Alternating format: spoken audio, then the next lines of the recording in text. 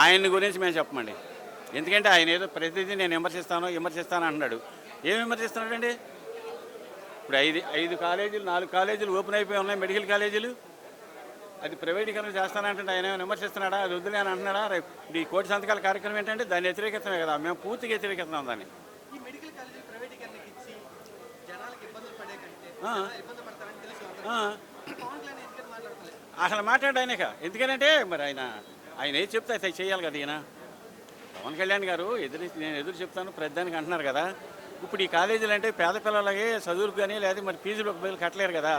అది గవర్నమెంట్ కింద ఉంటే ప్రైవేటీకరణ చేయకుండా, ప్రైవేటీకరణ అంటే ఒక అతను తీసుకుంటాడు, అతను ఇష్టం వచ్చినట్టు ఫీజులు పెంచుకుంటాడు. పిల్లలు చదువుకోగలరా? కాబట్టి అది దానికి మాత్రం పూర్తిగా రైతు లేదు, పేద లేదు, ఇంకొకటి లేదు, అందరూ వ్యతిరేకిస్తున్నాం. గత జగన్ ప్రభుత్వం హయాంలో హాస్పిటల్ చాలా ఉన్నాయి. ప్రభుత్వం రాకెత్తమా వచ్చిన తర్వాత జగన్ వచ్చినాక రోజు తీసుకొచ్చాడు కదండి. జిల్లా కొట్టి పెట్టేస్తుంటే ఆయన జిల్లా కొట్టి పెట్టాడు. ఇప్పుడు 4 ఎన్నో ఓపెన్ అయిపోయి ఉన్నాయి. ఒకటి ఎక్కడో అటు కడపలో ఎక్కడో అది మాత్రం ఎలక్షన్ టైంలో అది కోడాటం వచ్చిందని చెప్పి దాన్ని ఓపెన్ చేయలేదు. ఇవన్నీ కూడా బ్రహ్మాండంగా ఉన్నాయి.